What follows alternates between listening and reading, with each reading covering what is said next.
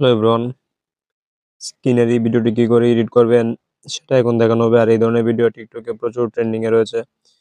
আপনার এই ভিডিওটি এডিট করতে হলে সর্বপ্রথম আপনার ক্রোম ব্রাউজার অথবা গুগলে যেতে পারেন। আমি ক্রোম ব্রাউজারে গেলাম। আপনি সার্চ করেন পিক্স ভার্সেস এআই, উপরে যেটি আসছে সেটাই ক্লিক করার পর আপনি এই যে পিক্স ভার্সেস এটাতে ক্লিক করবেন।